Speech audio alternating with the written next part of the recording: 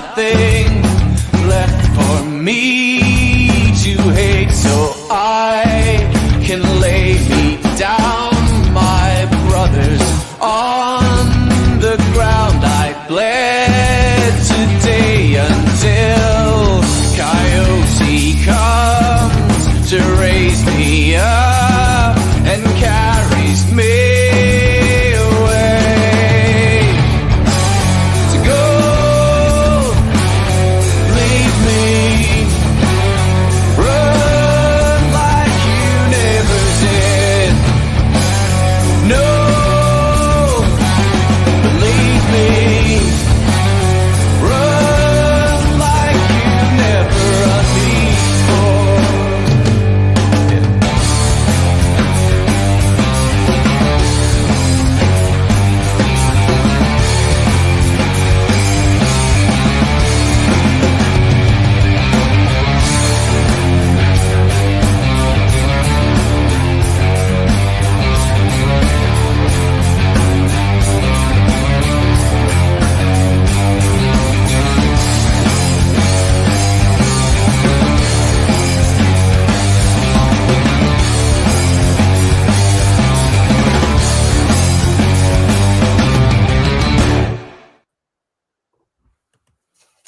Hello, one and all. Sorry we're late for everyone watching. We were distracted by sexy rugby-related Hawaiian shirts. More on that later, I'm sure. Welcome. This is Scottish Rugby Podcast. Of course, I'm in the captain's chair tonight. I'm Iain Hay. Craig Manson is not with us. He's celebrating his dad's birthday. So happy birthday to Craig Manson's dad, who I'm really hoping is called Charles and is a massive Beatles fan.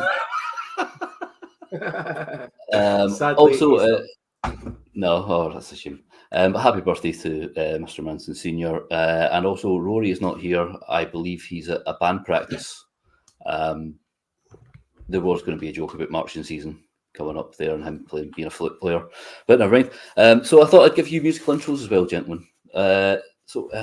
Firstly, joining me on the podcast tonight, he is the Prince of the Land of Fife.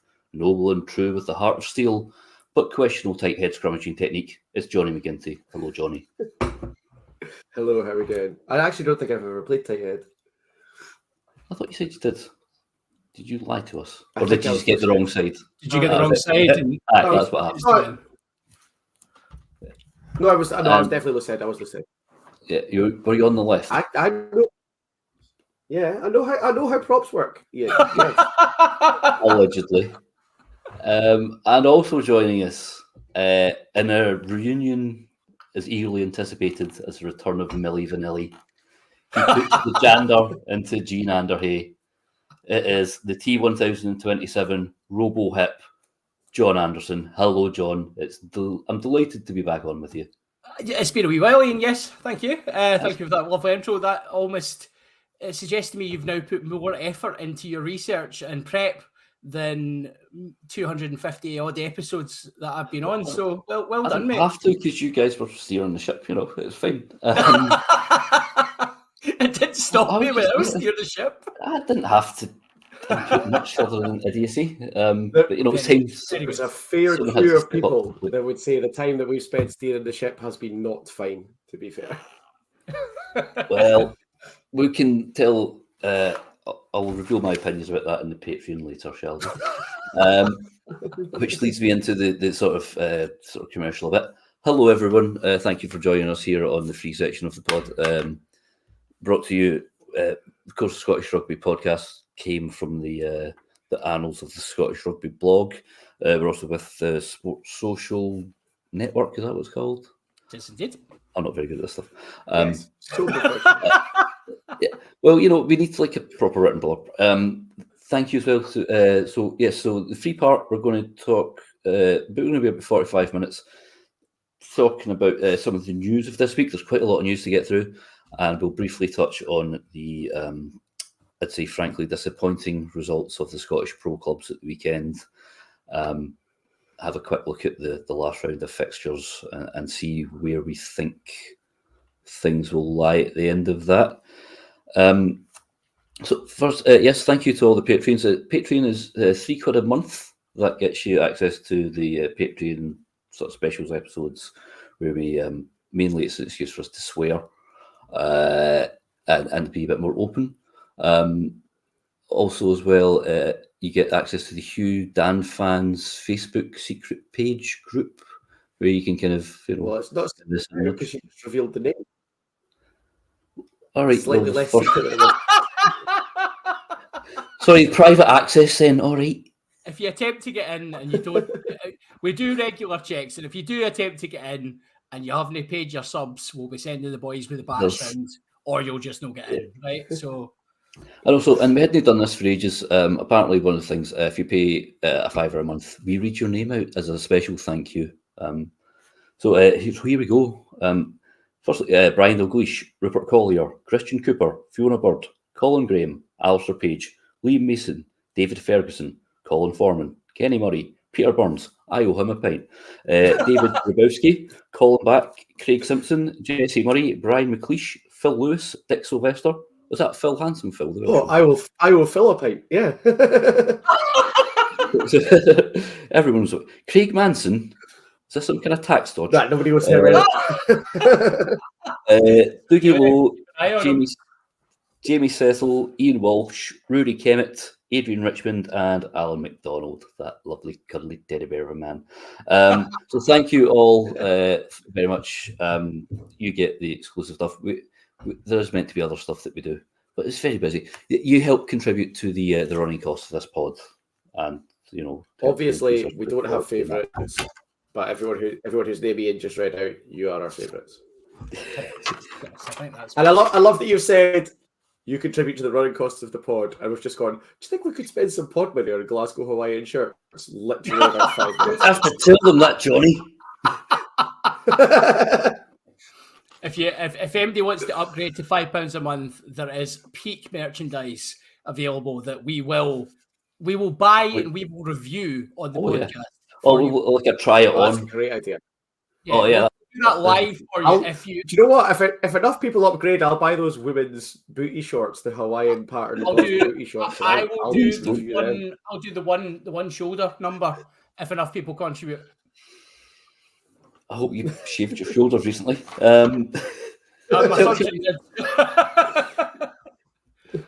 Shall we crack on with sort of business? I think we better, before we get banned from everywhere. Rightio. So we'll go with the news first. I mean, it's been weather-wise, I don't know where you all are, but it's been pretty dreich here, I'd say. And there's been some pretty dreich news. Scott Steele has had to announce his retirement at the age of 30. Scott Steele, Scotland's greatest ever scrum half / blindside flanker. John, I remember Mike Blair said he was one of the best defensive scrum halves in the world, and we didn't get to see a lot of them. What did you make of Scott Steele? Yeah, it's exactly that. We didn't get to see much of him. And I think in the small time that he was around the periphery of the Scotland squad, he certainly added something. I think there is an element of the type of game Scotland tried to play, and despite Gregor's best interest and, Chris Harris' best defensive centre in the world, that his defensive structure wasn't built around his scrum half. So we maybe didn't get to see Scott Steele at his best, apart from that cameo in the back row. But yeah, I mean, it's a shame for him. He's a young man, but I know that there's certainly some relatable issues going on just now. I know he's off to go and possibly join the T1000 group alongside me. So, fair play to him. And when he does get it done, I can tell you the first 2 nights are an agony. So good luck with that. Well, yes, Bill, best of luck with everyone, Scott, and especially with that first 2 nights of agony. Oh, it's not pleasant. It is not pleasant. Yeah, maybe he just needs to know a guy who knows a guy, you know what I'm saying? Also announced this week, probably more of a stalwart, would say, Sean Maitland, Mr. Dependable, has decided to retire. 53 caps for Scotland, 15 tries. From 2013 to 2021, he would fill in Usually, of course, he played on the wing, but I remember he famously stepped up to fullback when we hammered Australia. 3 English Premiership titles with Saracens, Champions Cup. He won both of those in 2019, scored tries in the finals of both. Jonny, safe to say, he was a pretty decent player. Yeah, I unapologetically love Sean Maitland. I always have. I played on the wing for most of my quote-unquote senior career, and he was always one of those players that you'd look at and think, like, he is, like you say, just a remarkably dependable back three player. And sometimes that's exactly what you need. Like, Scotland are blessed with a couple of quite flashy wingers at the moment, which we haven't historically had very much of. But before we had them, we had Sean Maitland, and you were comfortable in the knowledge that not much was going to go wrong in the back three if Sean Maitland was around. So, he's a great servant. He'll be missed. I actually think he probably could have still been involved in the Six Nations this year. He's a serious quality player, and he has been for a very long time. Yeah, even this season with Saracens, he's made 16 appearances. So, he's still highly thought of, even at the age of 35. One of my favourite Sean Maitland memories is me and Ronaway went to the game against Argentina, and we had front row seats. And I remember Sean Maitland was barking at young Jamie Ritchie defensive instructions, and Jamie Ritchie didn't listen to those defensive instructions, and Sean Maitland was not very pleased. Let's just put it simply. There was a lot of, a few swear words. It's got to be noted as well, Iain. Obviously, Sean Maitland came into that Scotland team at a time where when we were pretty muck. We were muck. We couldn't score tries for selling our kidneys on eBay. So he came into that team, and I would argue, obviously that was the time where Hogg was at his breakout as well, and they had Tim Visser qualifying on residency. So all of a sudden we went to having this potent back three. But I would argue the impact of Maitland was probably greater than either two, who both were exceptional try scorers. I think Maitland brought, like you guys have said, a degree of kind of almost knowledge to that back three position that we hadn't really seen in our back threes till that point. He was just an absolute baller, and barring a finger injury, he would have been an All Black. So how lucky are we that we had him, at Glasgow, and obviously representing Scotland as well? Yeah, I mean, I think with his skill set, he could quite comfortably have slotted in at 13 in an emergency.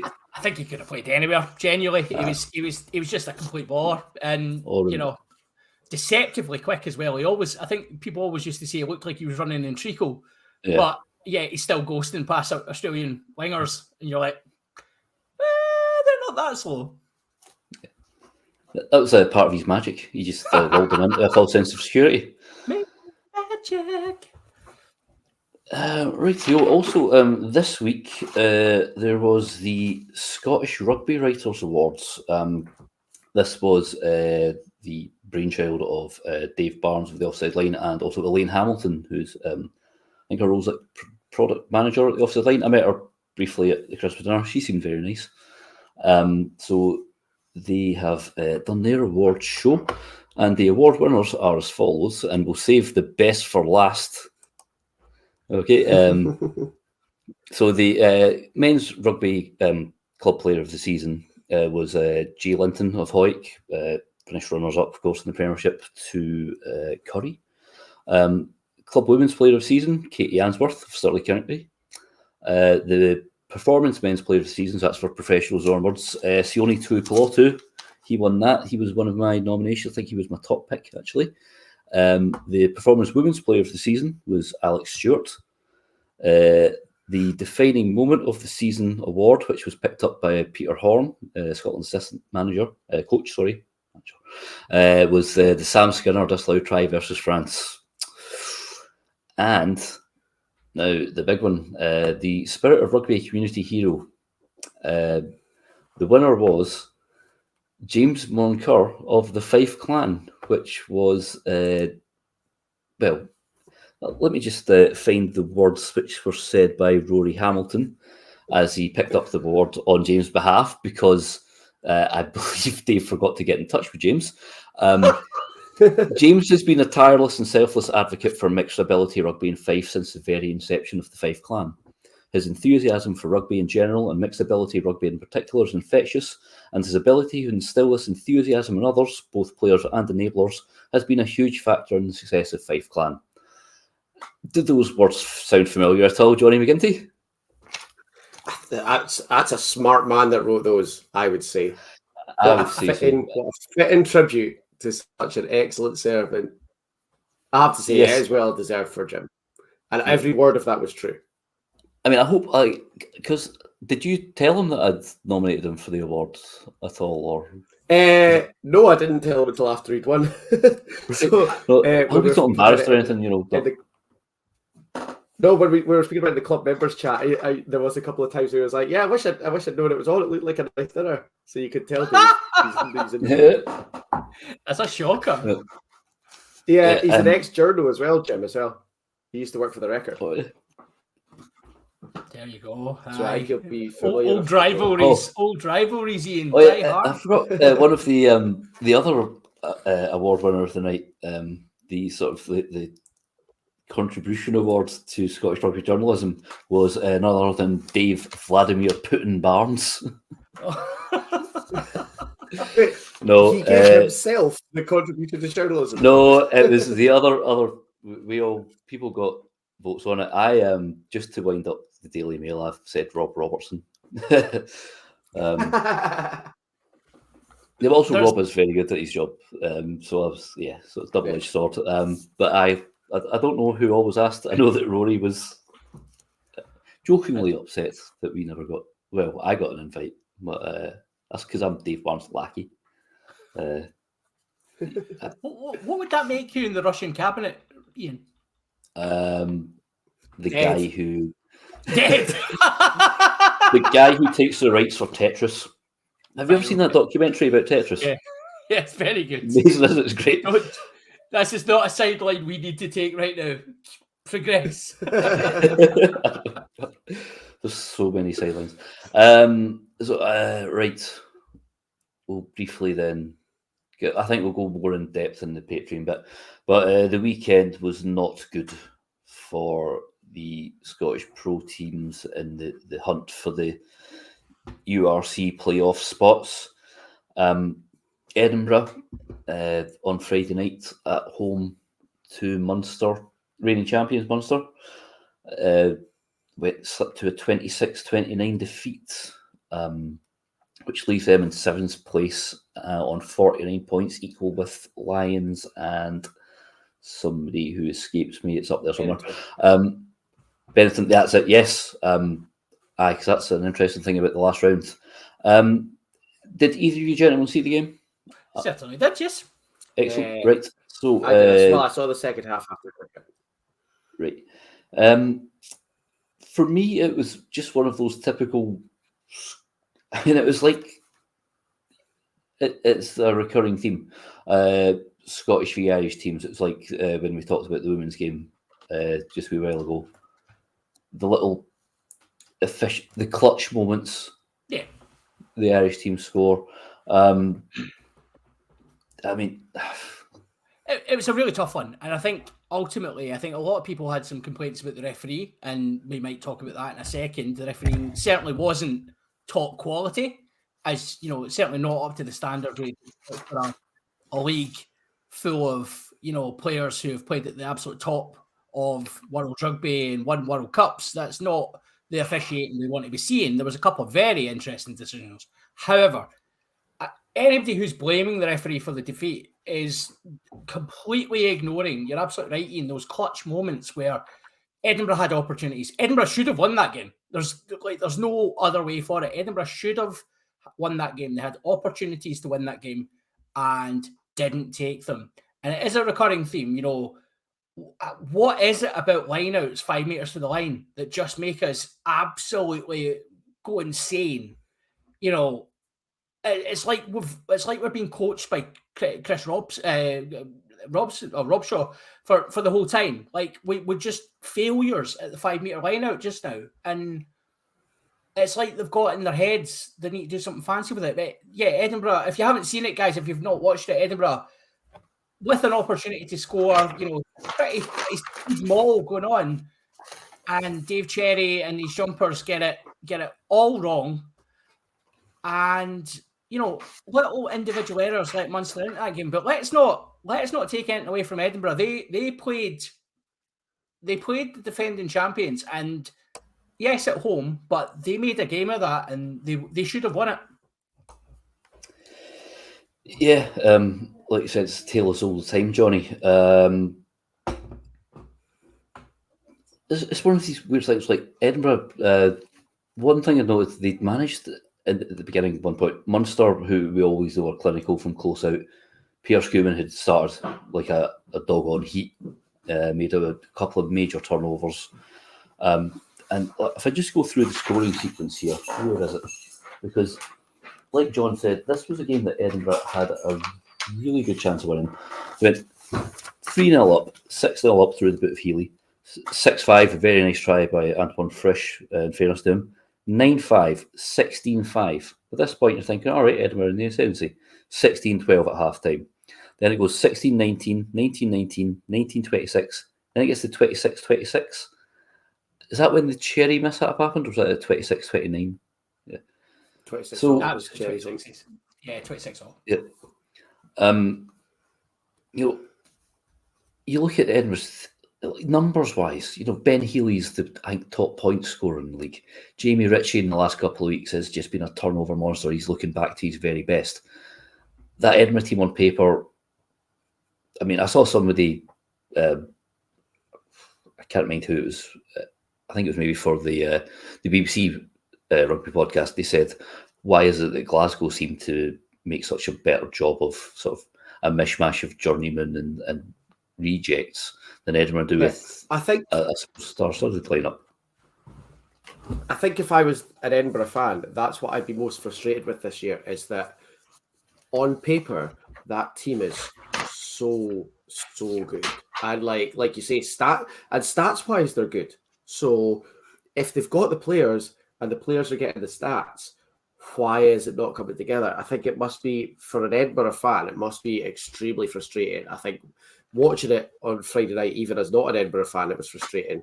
And obviously there's an element where it would have been very helpful to Glasgow if Edinburgh had won that game. So I think I was probably frustrated in that respect as well. But also just from watching it, and these are like a lot of Scotland internationals in that team, a lot of key players for Scotland, and a lot of them busting their pans and doing the absolute best that they could, and it just would not come together.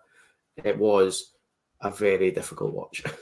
It's going to be interesting when we look back on Edinburgh season, when we do the review of the season, isn't it? And when we look at their, as you say, in their stats, the amount of games won is not a million miles away from the very top teams. There may be one loss more than the very, very top teams, but it's that lack of bonus points. And that was a concern that was brought up when Sean Everett came into the team. Was it going to go back to that, given the attacking weapons Edinburgh have, was it going to go back to that 10-man rugby that we saw under Cockerell? And I think it's been a little bit of both, because you're ultimately in that place where Edinburgh are scoring tries, but they're also coughing up a lot of opportunities, and that isn't what you saw. When Edinburgh get chances, they normally score them. So under Mike Blair, they certainly were one of the most attacking teams in the league. So, I mean, what's your view on it, Iain? Is it an Everett thing? Is it are they reverting to type? Has the shine come off that world-class backline that Edinburgh have? No, like I said, like defensively, they looked very good against Munster. Stopping Munster from 5 metres out and so on. There was James Lang absolutely smashed Gav Coombs into the touch. What a hit that went. Oh, I mean, that was one of those where you're like, usually we don't, we like smashed in brow. That was just such a clean, nice whack. That was excellent. I was a bit concerned, because as soon as somebody hits someone that hard now, you're automatically going, he's hit his head. I think my only concern was, are they going to see no arm? Yeah, I thought there was enough, but it was. Yeah. There was one angle from behind that looked a bit straight on, but then you saw he'd thrown the arm out first, and then just Coombs ran into that big rock hard shoulder. It was a beast, Tell you what, I've forgotten in the news, right? It's actually one. Going back to the news. Yeah, no, it's a nice. It sits in nicely here because, well, we are talking about Edinburgh's inability to, score tries. Let's talk about Healy, yes, and also Ross Thompson is now going to be sitting there. I find this quite strange. Yeah, it reminds me of when Jamie Batty moved from Glasgow to Edinburgh, just because it was like Batty was going to sort of realistically be sitting behind Ollie Kebble in the pecking order, as Startmore said. And then he went to Edinburgh, where he was realistically going to be sitting behind Pierce Schumann in the pecking order. So his minutes were going to be the same whatever side of the country was on. And I think we needed them more. Thompson. Thompson's an interesting one. Thompson movement, because I don't see he's to me he's quite a similar player to Healy. He's not as much. Thompson is not what you've classically had at Glasgow in the last few years, the all-attack version. You know, he's not much of a runner. He's more of a kicker. He's an amazing tee kicker. He does have a bit of a sneaky hip on him, but he's not like Hastings, who broke records. He's not as wild card as Finn Russell. We'll come on to Hastings in the Patreon. I think I may have something to say about Hastings in the Patreon, given the absolute nonsense I've been fighting with all day. But you've got to bear in mind as well, Ian, you're saying sneaky hips. Now, Ross Thompson was, of course, declared the triple threat, absolute complete player by none other than Danny Wilson. So, we have to take that into account as well. I think, obviously, last 2 seasons have been a bit of a write-off due to a succession of injuries. Yeah. But even when he's been fit, he's not really been fancied by Franco. Because he's wanting Tom Jordan playing at 10. I still feel Tom Jordan's best position is 12. But he's a very talented, creative player. And with being an actual 12, he's got a solid running game. So I think it's a bit of a strange one. I know that Edinburgh have lost Charlie Savala. He's definitely getting released at the end of the season, and they don't have a lot of 10 options. But then either the Glasgow. An interesting Charlie Savala signed for Saints. But then he came back apparently. So I think he was just on loan, but he's been announced on their definite sort of end of season. He's full on signed now. Yeah, so he'll be a he went there on loan, he impressed, and suddenly he's signing for them. Figure that, because he looked a talent, and when Edinburgh gave him game time, he actually looked decent. So, good on him. Yeah, Johnny, you got anything to add on the Ross Thompson to Edinburgh saga? Oh, it's confused and enraged me. I don't understand it. They brought Ben Healy in this time last year. They're now bringing another young Scottish 10 in.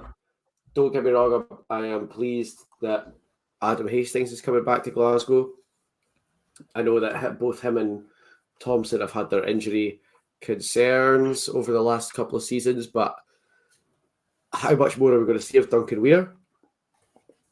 What is the long-term plan for Tom Jordan? I just think Ross Thompson would have been better served staying at Glasgow. I think having him and Healy in the same team is very weird. And I think all of the Edinburgh fans, not naming any names, but one of them maybe rhymes with Haig Cranston, who has spent 3 seasons complaining that Glasgow had... complaining that Glasgow had Ali Price and George Horn, and it wasn't fair that both Scotland scrum halves were playing for Glasgow because it meant one of them was getting no game time and one of them should come to play for Edinburgh. Well, now Ross Thompson and Ben Healy are both playing for Edinburgh, and how are they going to get game time if, heaven forbid, something happens to Finn Russell and one of them has to then be Scotland's starting 10? There's a lot about it that doesn't make sense to me. I think it's probably fair to say Ian's analogy about Jamie Batty is probably quite accurate. I'm not that fussed about Ross Thompson moving on, to be honest, and I've said that on the Glasgow page. I understand he's a more experienced pair of hands, but I think it's been clear over this season in particular, Franco Smith does not fancy what he brings to the table. The fact Duncan Weir is getting game time is frankly embarrassing for Glasgow. And I've said this on here before. He's had his one good game against the Bulls, that 40 minutes that he often has in a season to save his contract. But I think it's utterly hilarious that Duncan Weir's still an option for Glasgow and that he's been preferred to Ross Thompson, says where he is in the pecking order. I said on one of the forums earlier on that if Edinburgh are getting Glasgow's potentially fourth choice 10 once Hastings comes in is the solution to any of their problems, then they have deeper problems than we really realise, because that is not really that. He's not going to be a solution for them. He's not going to get game time. Healy's going to play 70 minutes every week yet again next season. Thompson will be on the injury bench, and I think this is the end of Ross Thompson's career, personally. I think you're not going to see him play for Edinburgh. He's going to peter away. 2 years' time, you'll see him down in the championship somewhere, and that'll be the end of it. And that's a shame, because I think he's a really talented player, but he needed to go somewhere in England and cut his teeth properly. Edinburgh's a terrible move for him. All right, pretty definitive there. What I've noticed actually, the Glasgow Warriors A. Speaking of Thompson and what have you, Glasgow Warriors A are playing the Ayrshire Bulls in Super 6, 8, whatever we call it. That is an A team in the BA Baracus sense of the word, because there is some serious firepower in that team. See, number 10 there, Rich, Duncan Weir, 2 weeks ago tomorrow, Duncan Weir will have turned 33 years old, right? So there's a man, young man, Richie Simpson, who is very highly thought of. Yeah. And interestingly, playing for Glasgow Warriors rather than the Bulls tomorrow. Right. So, I mean, do you think he will end up being third choice? I 100% think he will, Iain. He has been in and around the squad all season. He's been training with the team regularly. He has been 24th man quite a few times with the squad as well. He is getting pushed to come through that Glasgow team. That's why they're happy to see Thompson head off. Having the wage budget of Jordan, Hastings, Duncan Weir, and then Thompson on top of that is, it's just not practical for a team that realistically shouldn't have to play their internationals during their league season. So Richie Simpson he'll be getting game time next year, like Ben Ashford this year. And yeah, Thompson would have found himself fourth choice at Glasgow. So yeah. Cool. I suppose then we'll quickly. We've only got 10 minutes-ish left of this section. We can talk a wee bit more about this before we talk about the Glasgow game, though, couldn't we? Could we delay it a wee bit? Yeah, I mean, if you want to talk for 9.5 minutes about Ross Thompson, and then we can just read out the score of the Glasgow game. Read the score out and be done with it. That's fine. And then, what we'll do is we'll brush over the Glasgow game quite briefly here. We'll egg wash it, and then once we get to the Patreon bit, we'll go kind of full fury. Now, right, so Johnny, I'll start with you because you're the more level-headed, which is a terrifying prospect. I'll ask you your general thought about the first half. I have multiple notes here, but the first half for Glasgow, go on. What do you think? The first half should have maybe been an almost acceptable performance. Now, I realise that South Africa is a hard place to go. I realise that they're still at altitude when they're playing the Lions. I realise there's a lot of difficult caveats in there. The Lions, for part of that first half, were down to 13 players. That game should have been out of sight. And frustratingly, I don't think that they did anything hugely wrong in most of the first half, other than failing to capitalise when the Lions were down. They should have put a couple more points on them when they had a two-man advantage. I thought the first half was broadly fine. inaccuracy that we're maybe not used to seeing from Glasgow. I think this season, one thing about Glasgow is if they get a chance, they're going to score. And that didn't happen in the first half. But they didn't do anything as heinous as they did in the second half. So it ends up looking all right. Yeah, I mean, like, my thought this first half was, Lombard had those two, like, Brandon Thompson-esque shanks, and we should be 6-0 down, then Kyle Rowe scores. So you think, all right, cool, we've weathered the storm. That's that was a classic Glasgow counter-attacking whoosh try. And it's like, all right, guys, you had your chance. See you later. Then, like you said, wee bit of inaccuracy. Again, like just before halftime, why didn't we? The kick right in front of the points. This is a game, like, winning should be the first priority to make sure that we're in the top two of the URC. But when we have a kick in front of the sticks, went to the corner again, missed it. Wee bit later, Lions get a scrum penalty. Tom Jordan misses touch, kicks it dead. Scrum penalty at altitude, ball gets hoofed right down. Seconds later, Lions are over 8-7. And like Johnny said, at this point, Lions went down to 13. It was only with, I think, maybe like 2 minutes left. They went out to 13. But at 8-7 at half time, you're thinking, right, cool, we've got another 8 minutes second half. Also, the rest of the time they're down to 14. John, what in the name? 10 minutes have 14 minutes before that. Sorry? Yeah, aye. They'd already spent 10 minutes with 14 men in the first half before that. Like exactly. They played 20 minutes of that game with 13 men. Yeah. Spent 30 minutes of the first half with 10 men, pretty much. With 14 men. So, I mean, the first half, I'll come at the second half in just a second, Iain. The first half, it was exactly as Johnny says, inaccuracy. You've got Kyle Rowe going clean through, Horns on his inside, doesn't pass, try missed. You've got Tom Jordan.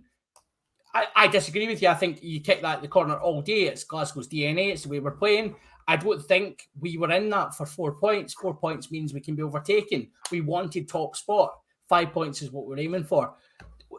Like that's their mindset, and I completely subscribe to that. But you don't see people missing from there very often, and that spoke to little errors, individual things that were glaring. The second half, then, there was a 10-minute period where I don't know if the Lions became the best rugby team in the world or Glasgow decided to just not play anymore. But with 14 men, the wide attack from the Lions just cut Glasgow to pieces. And I think we've been praising them all season, right? We've been giving them big kudos all season, but with praise, you have to take your licks when it comes sometimes. Stafford McDowell in that second half had an absolute howler. Defensively, that Glasgow line was atrocious, and he's the defensive leader there. He was missing one-up tackles. He's doing those stupid grubber kick throughs that work every single time, apart from when it's going wrong. And he had a very poor second half, but closely followed by almost everyone in that. No one, apart from Kyle Rowe and maybe Kyle Steyn, take any credit from that second half. It was as bad as I've seen Glasgow since the Danny Wilson era. Yeah, that totally reminds me of, I think it was maybe against the Bulls, Danny Wilson era. And there's one thing. Yeah. Yeah, and I mind at one point there's a counter-attack try. It looked like we were possibly getting back in the game, and then there was a counter-attack score, and you just saw like there was 8 Glasgow players in like 1/3 of the pitch, and just 2 of them covering like this like 75 square meter area, and it was just so easy to pick off. I mean, Glasgow are a fit team who like play fast attacking rugby all the time. Is the altitude an excuse, Johnny? I think it's going to be used as one. I think the thing with altitude is it is probably not just fitness. I mean, one thing that Glasgow have had a bit of a problem with this season has been discipline. Discipline is even more important when you're getting 65 metres off a kick. Like we saw it last week against the Bulls. Glasgow were fortunate enough that it was the Bulls that made a mistake, and Donkey Weir steps up and he gets Glasgow the 2 points. And then this week, it is just, you could not write a more Scottish rugby thing than that Lions game. And I mean, the Lions are still going to be fighting to be a top 8 team next weekend. But that was quote unquote the easy game of that tour. Glasgow just dug themselves out of a massive hole the last weekend to get 2 match points to still be on top. And all they had to do was control a game against what is theoretically the weakest of the 4 South African teams. You know, ignoring whatever has happened to the Sharks this year, because that is not the Sharks. I think the Lions historically and theoretically are the weakest of the 4 franchises. And all Glasgow had to do was control that game to continue to be in the driver's seat, to continue to be top of the URC. And it was just a complete bottle crash in the most Scottish way possible. And extremely frustrating. I think if the way that Edinburgh lost on the Friday night was frustrating at one end of the spectrum, where they had the champions on the ropes and probably could have gone and got something out of that game, the Glasgow game on Saturday afternoon was equally, if not significantly more frustrating in a totally different way, because Glasgow were the better team, should be the better team, have been the best team in the league or one of the best teams in the league all season. And then with the opportunity in their own hands to finish the season off, just completely blew it. Okay, cool. Right, so I think that's enough for the first half. We'll take a wee break, and we'll see you on the flip side of the Patreon. So thank you for listening, watching, what have you. Jonny and John, thank you. I'll catch you in a few minutes once we take a wee break. Mate. Right. Thank you, everyone. See you soon. Right. Cheers all. I need to go pee. See you in a bit. I'm going to sort these streams and then I'm going to top my water. Sounds like a plan, buddy.